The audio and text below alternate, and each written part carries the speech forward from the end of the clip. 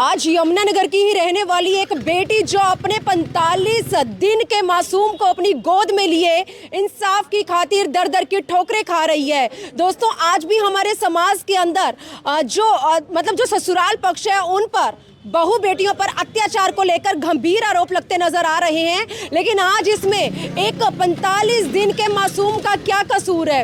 यमुनानगर से ये बड़ा मामला सामने आ चुका है और इस समय मैं पहुंच चुकी हूं यमुनानगर के हुड्डा थाना में। और ऐसे में आप देख सकते हैं जो पीड़ित परिवार है वो हमारे बीच में पहुंच चुका है। और आज हमारे यमुनानगर सिटी न्यूज चैनल के जरिए आप लोगों तक अपने दिल की बात रखने के लिए, पूरा मामला आप लोगों तक साझा करने के लिए हमारे बीच में लाइव जुड़ा है। एक बार पूरा मामला जान लेते हैं और ससुराल पक्ष पर जो आरोप लगे हैं कितनी सच्चाई है उन आरोपों में, उसके लिए हुड्डा थाना के इंचार्ज रजत से भी हम बात करने का प्रयास करेंगे। फिलहाल जो पीड़ित महिला है नेहा, वो हमारे साथ हैं। एक बार पूरा मामला इनसे जान लेते हैं।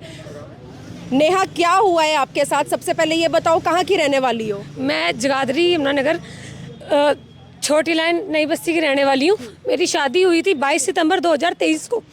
हर लड़की एक लेकर चलती है ना कि शादी के बाद ऐसे रहूँगी ऐसे रहूँगी, मेरे मन में भी वही था। शादी हुई, I tried a lot to give love to my family, my husband, my both sister in laws. बहुत प्यार दिया, हर एक फ़र्ज़ बीवी बहू भाभी का बहुत अच्छे से निभाया। गलती यहाँ होगी पहचानने में। शादी के बाद से मेरे ऊपर तीनों के through physical, mental, emotional torture. मेरे फादर एस्थमा के पेशेंट, दिहाड़ी मजदूर, कैसे कैसे करके उन्होंने मेरी शादी करी, सब कुछ किया जो एक फादर कर सकता है। उसके बावजूद भी डिमांडें, ऐसे नहीं करा वैसे नहीं करा। हमारे में तो बहुओं को गोल्ड के सेट बनाते हैं, तेरा बाप साला भिखारी है, मेरी बहनों को इतना नहीं दिया उतना नहीं दिया। मेरे घर वालों ने कपड़े दिए जो वरी के देते हैं, मत्थे मार दिए कि ये तो ब्रांडेड नहीं है, इतने महंगे महंगे कपड़े दिए।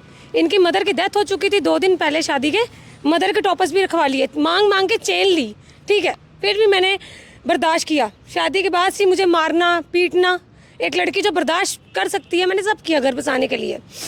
ओके, इसके बाद मेरी मम्मा आई 4 अप्रैल को उज्जैन से मेरे घर पर आई। मेरे हस्बैंड ने मेरी मम्मा के सामने मेरे ऊपर हाथ उठा दिया। तब पुलिस बुलाई तो मैं अपनी मम्मा के साथ आ गई। तब मुझे घर आके पता चला कि मैं प्रेग्नेंट हूँ, 2 मंथ्स की प्रेग्नेंट हूँ। उसके बाद चलो जैसे कैसे फैमिली वालों ने समझाया कि अपना घर बसा लो। तब भी मैम क्या हुआ मैं बताती हूँ आपको। हुड्डा में कंप्लेंट आई यहाँ पर, ठीक है, 4 कल्प्रिट्स थे उसमें, मेरा हस्बैंड, दोनों सिस्टर इन लॉज एंड उनके ताऊ जी। यहाँ पे एक दिन पहले मेरे हस्बैंड आ गए अपनी सिस्टर्स के साथ, ठीक है, बातचीत कर गए हम, और अपनी सिस्टर्स के नाम कटवा गए। किस बेस पे नाम काटे आई डोंट नो, ठीक है। और मुझसे झूठ बोला गया कि आपके हस्बैंड तो आए ही नहीं। आईओ का झूठ बोल दिया कि आईओ तो नेपाल चली गई। ओके, ये तो मुझे यहाँ पे किसी स्टाफ के पर्सन ने बताया, sorry I can't take his name, कि आपके हस्बैंड एक दिन पहले आ चुके हैं, नाम कटवा चुके हैं। और मेरे हस्बैंड ने भी एडमिट किया कि मैंने 1 लाख रुपए दिए अपनी बहनों के नाम कटवाने के। ससुराल कहाँ का रहने वाला है? Ambala cantonment.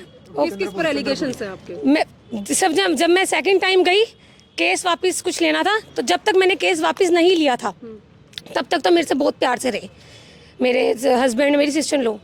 That day I took the reverse case. उसके बाद से एक होता है, एक रीज़न होता है गुस्सा करने का वाइफ के ऊपर, भाभी के ऊपर, नो रीज़न। बैठे बैठे कब मेरे हस्बैंड मेरे को गाली गलौज करना शुरू कर दे, मुझे मारना शुरू कर दे, मेरी सिस्टर इन लॉ मेरे पे हाथ उठाना शुरू कर दे, कुछ नहीं पता चलता था।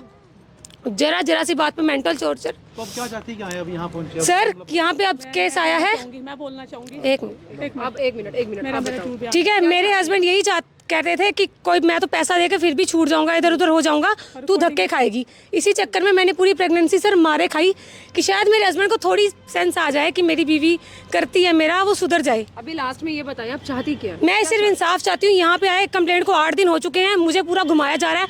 आज FIR हो जाएगी, आज FIR हो जाएगी, FIR नहीं हुई। उस दिन मैं आई, SHO सर ने बोला आज हो जाएगी, कल हो जाएगी। हस्बैंड से मेरे बात भी हो चुकी है और मुझे बताया नहीं जा रहा, पूरा घुमाया जा रहा है। और मुझे पूरा शक है इसमें कुछ ना कुछ प्रॉब्लम हो रही है।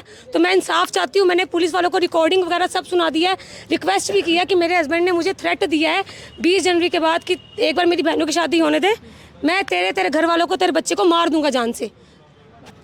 आप नेहा की माता जी हैं? हाँ जी, मैं माता जी हूँ। बेटी के साथ कब से हो रही है टॉर्चर? ये जी जब से शादी करी है जब से शादी करिए दूसरे वजह क्या है? वजह कुछ नहीं, वजह लालची। अगर हम इतना इतना देते, उसको चाहिए था कि हर बार चक्कर आऊँ 50-50 लाख रुपए का सामान लेके आऊँ, तो वो हम नहीं कर पाए। हमने पहले ही बोल दिया था कि हम मिडिल क्लास लोग हैं, ठीक है, मिडिल क्लास लोग हैं। उसने देखा इसका फादर कमज़ोर है, भाई छोटा है, 15 साल का, मुकाबला नहीं कर सकता, भी लड़की को दबाया जाए कल को।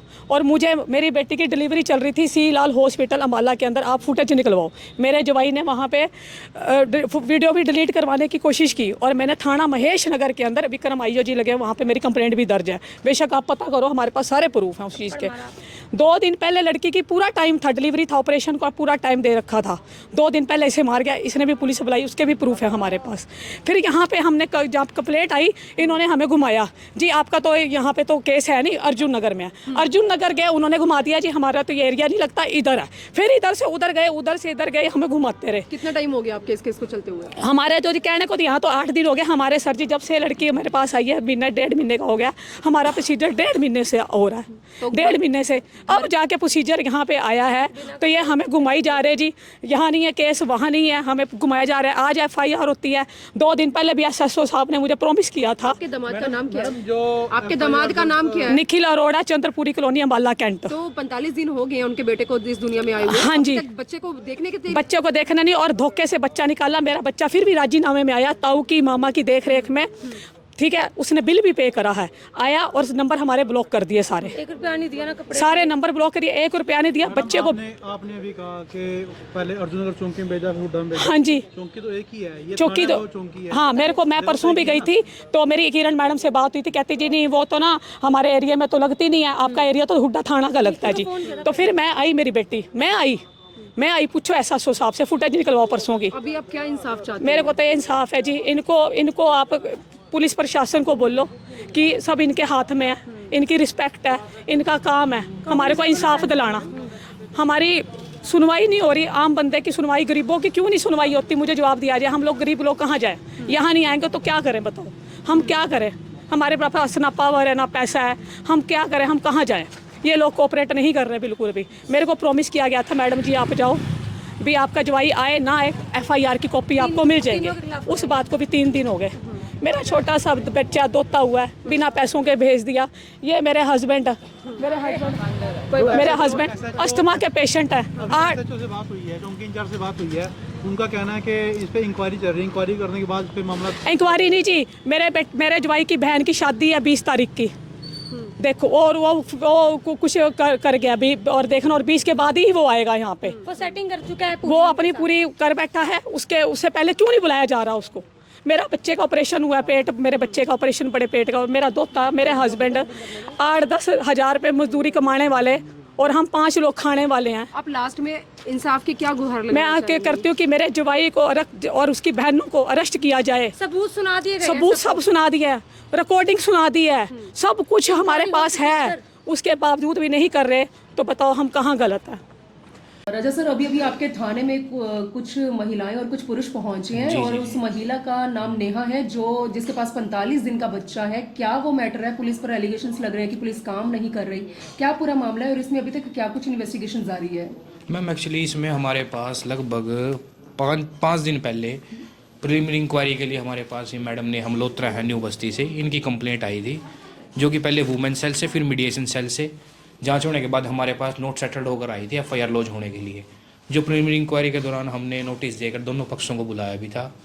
जो वर पक्ष है उनका हस्बैंड और उनकी दोनों सिस्टर, जो कि कंप्लेंट देने वाले की ननदें हैं, उनको बुला के शामिल जाँच भी किया था, और प्रिलिमिनरी इंक्वायरी की रिपोर्ट तैयार हो चुकी है।